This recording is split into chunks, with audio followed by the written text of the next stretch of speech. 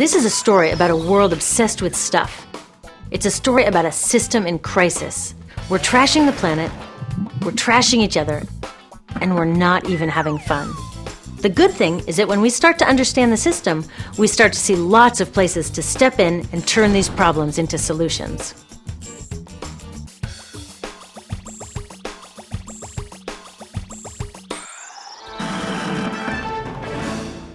I am so glad that the world is finally getting together to stop climate change. When I first heard that our leaders were meeting to talk about solutions, I breathed a huge sigh of relief. Didn't you? Then I said, wait a minute, what exactly are they planning to do about this problem? So I looked into it.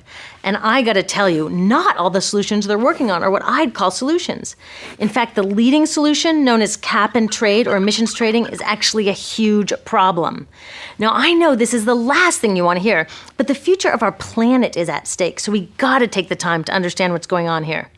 Okay, meet the guys at the heart of this so-called solution.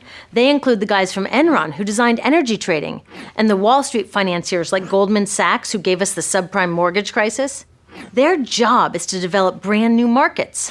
They stake their claims, and then when everyone and their grandmother wants in, they make off with huge amounts of money as the market becomes a giant bubble and bursts. Well, their latest bubble just burst, and now they have a new idea for a market: trading carbon pollution. They're about to develop a new $3 trillion bubble. But when this one bursts, it won't just take down our stock portfolios, it could take down everything. So how does cap and trade work? Well, pretty much all serious scientists agree that we need to reduce the amount of carbon in the atmosphere to 350 parts per million if we want to avoid climate disaster. In the US, that means reducing our emissions by 80%, maybe even more, by 2050. 80%! Now, the problem is that most of our global economy runs on burning fossil fuels, which releases carbon. The factories that make all our stuff, the ships and trucks that carry it around the world, our cars and buildings and appliances, and just about everything. So how are we going to reduce carbon 80% and not go back to living like Little House on the Prairie? Well, these cap and trade guys are saying that a new carbon stock market is the best way to get it done. The first step would be getting governments around the world to agree on a yearly limit on carbon emissions. That's the cap. I think that part is great. So how do they want to ensure that carbon emissions stay under the cap? Well, governments would distribute a certain amount of permits to pollute. Every year there would be fewer and fewer permits as we follow the cap to our goal. Innovative companies will get on board, building clean alternatives and getting more efficient. As permits get scarcer, they would also become more valuable. So naturally, companies who have extra will want to sell them to companies who need them. That's where the trading comes in. The logic is that as long as we stay under the cap, it doesn't matter who pollutes and who innovates. We'll meet our climate deadline, avoiding catastrophe, and oh yeah, these guys take their fee as they broker this multi-trillion-dollar carbon market. Save the planet, get rich, what's not to like? Some of my friends who really care about our future support cap and trade. A lot of environmental groups that I respect do too. They know it's not a perfect solution and they don't love the idea of turning our planet's future over to these guys, but they think it's an important first step and that it's better than nothing. I'm not so sure. And I'm not the only one. A growing movement of scientists, students, farmers, and forward-thinking business people are all saying, wait a minute. In fact, even the economists who invented the cap and trade system to deal with simpler problems like fertilizer pollution and sulfur dioxide, they say cap and trade will never work for climate change. Here's why I think they're right. When it comes to any kind of financial scam, like subprime mortgages or Bernie Madoff's pyramid scheme, the devil is always in the details, and there are a lot of devils in the details of the cap and trade proposals on the table. Devil number one is known as free permits, which is why some people call this system cap and giveaway. In this scheme, industrial polluters will get the vast majority of these valuable permits for free. Free! The more they've been polluting, the more they get. It's like we're thanking them for creating this problem in the first place. In Europe, they tried a cap and giveaway system. The price of permits bounced around like crazy, energy costs jumped for consumers, and guess what? Carbon emissions actually went up. The only part that did work was that the polluters made billions of dollars in extra profits. MIT economists say the same thing would likely happen here in the US. Those billions come from our pockets. A real solution would put that money to work stopping climate change. Instead of just giving permits away to polluters, we could sell them and use the money to build a clean energy economy, or give citizens a dividend to help pay for higher fuel prices while we transition to that clean energy economy, or share it with those most harmed by climate change. Some people call this paying our ecological debt. Since we in the richest countries released the most carbon for centuries and lived a pretty comfy lifestyle in the process, don't we have a responsibility to help those most harmed? It's like we had a big party, didn't invite our neighbors, and then stuck them with the cleanup bill. It's just not cool. Did you know that in the next century, because of the changing climate, whole island nations could end up underwater? And the UN says 9 out of 10 African farmers could lose their ability to grow food. Now, wouldn't a real solution benefit these people instead of just the polluters? Devil number 2 is called offsetting. Offset permits are created when a company supposedly removes or reduces carbon. They then get a permit which can be sold to a polluter who wants permission to emit more carbon. In theory, one activity offsets the other.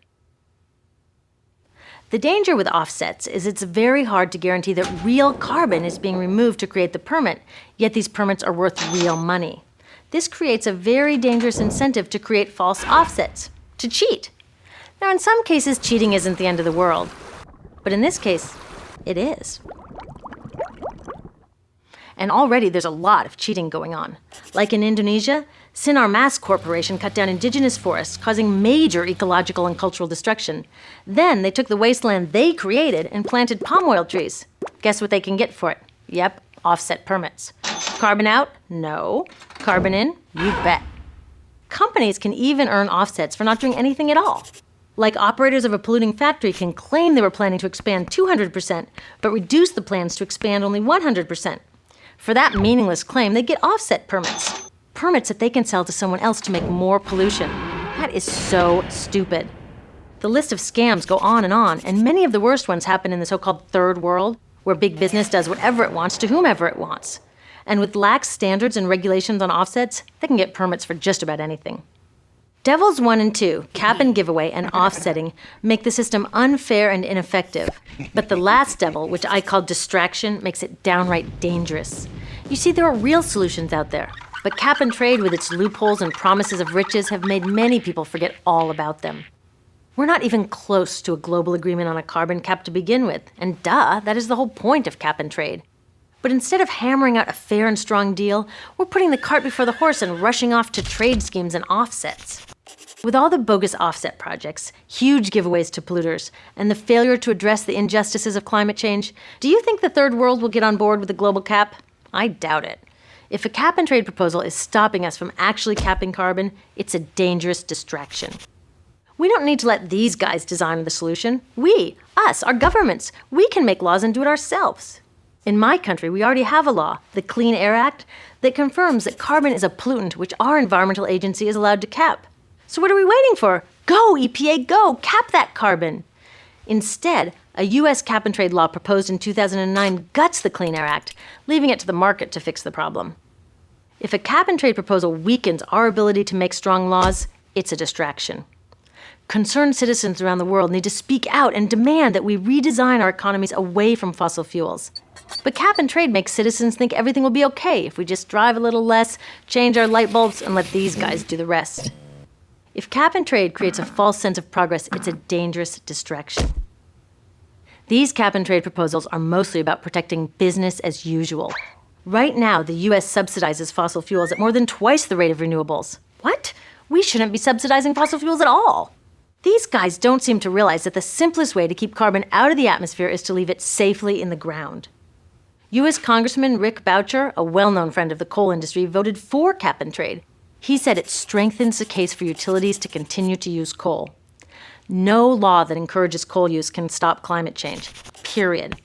Solid caps, strong laws, citizen action, and carbon fees to pay off ecological debt and create a clean energy economy. That's how we can save our future. The next time someone tells you that cap and trade is the best we're going to get, don't believe them. Better yet, talk to them. They probably want a future safe from climate change too. Maybe they've just forgotten that you can only compromise to a point before a solution isn't really a solution. Look, I know we'd love to sacrifice nothing, save the planet, and get rich doing it. But get real. This is the biggest crisis humanity has ever faced. We can't solve it with the mindset, their mindset, that got us into this mess. We need something new. It won't be easy, but it's time we dream bigger. It's time to design a climate solution that will really work.